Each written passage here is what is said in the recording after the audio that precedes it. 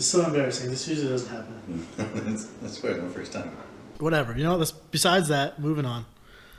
So, Adam, you do comedy. Yep. You've been doing it for like 9 years. 9 years. 9 years this past October. This coming October? Sorry, August. I don't know. I've been drunk through most of it, but it's been successful. That's good. So the point of this podcast is not to necessarily talk about comedy, what you're doing, what your shows, none of that. The point of this podcast is to anyone out there who's thinking, I want to try stand-up. Don't. That's it. That's the podcast. Like, good job. You just did it in 10 seconds. Yeah. But that's the thing. Like, when I started, I didn't know where there was open mics. I didn't really hear them. Didn't know where. Didn't know if Vegas had a scene. I knew nothing. I knew absolutely nothing. And now that I'm submerged in it, I still don't know a whole lot. And I've been doing it for like a year.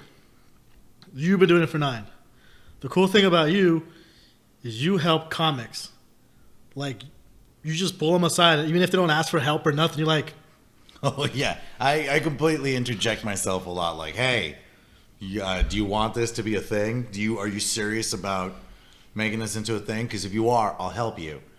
I'm quick to tell you, hey, that's a good idea. Mm-hmm, yeah. Chase that down. I did that with you where I'm like, I like that. Do more of that. Yeah.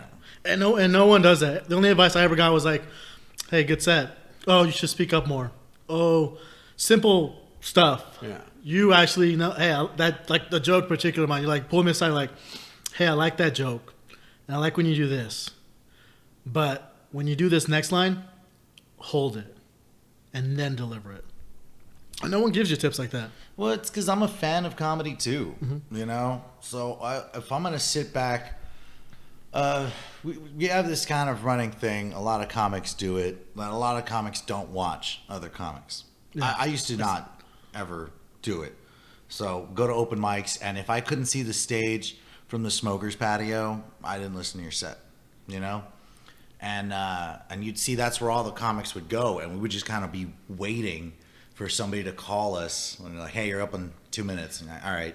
Yeah, we kind of do that here. Yeah, I noticed that. But at least through here, you guys actually have comics who do listen and kind of sort of give a fuck.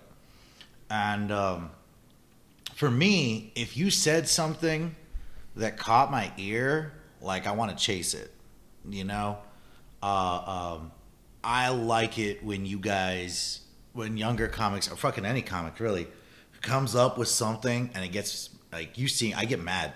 I get real mad. Yeah. I'm like, fuck you. That's so good. Fuck you. I've seen it. Your reaction, like, I should have thought of that. It was simple. That was clever. Yeah. And it's overlooked how keep it simple. And it's one of the best ways. You don't overthink it. You don't oversell it. You keep it simple. Keep it true to yourself.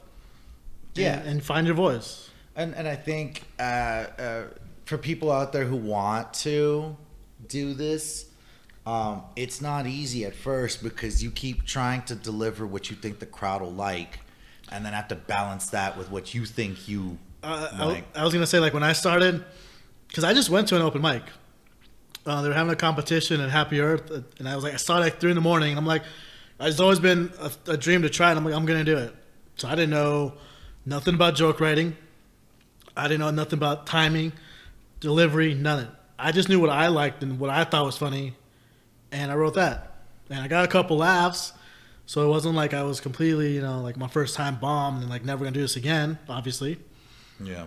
So like new comics, and they come into the scene, you've seen them. You've seen the first timers.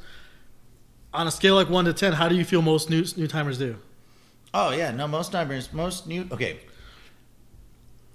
When it's your first time, I guarantee you that's not your worst. No, not the worst. No. Okay. No, because I've seen a lot of guys go up there, and for the most part, we get that they're nervous. They're kind of figuring it out, and crowds are real forgiving about that. I think comics who, after they have their first like really good show, not like open mic, but like really good show, that's when they're at their worst. Immediately after that, after the first one, yeah, when they think like, oh, you're like on a high, and then Yeah, like Get your back down. your second album, you know, Okay. like your second quote unquote album in your head. Like that set's good. But it's not as good as the first. No, fuck no. You go up there, you think like, watch this. I'm gonna hit him with some razzle dazzle, and then it's like it's trash.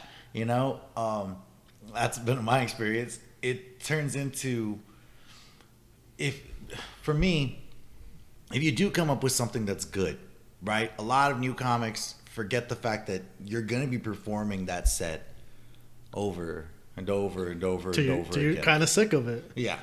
Until you're fucking done with it, you know? And you wind up going, there's a lot of comics in the scene who are so used to performing to other comics that they're afraid of performing the same shit again. And I hear that. I hear that people are like I don't want to hear the same thing week after week.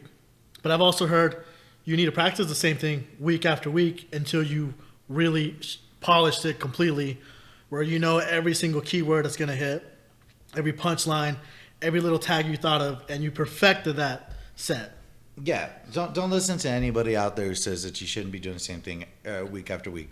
There's going to be a little brief moment in there where you're going to have to keep delivering that and finding the tags and keep, you know, punching it out there, especially if it's a different crowd every time, right?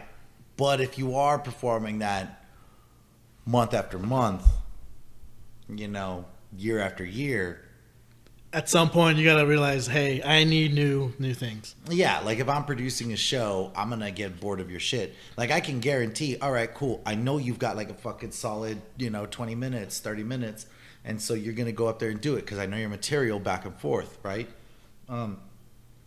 But sometimes the best, and I've told you about this, the adaptability, right? Yeah. Being able to, hey, this joke didn't work. You know, read the room. All right, cool. Let's go into this, or let's adapt that joke into playing into this.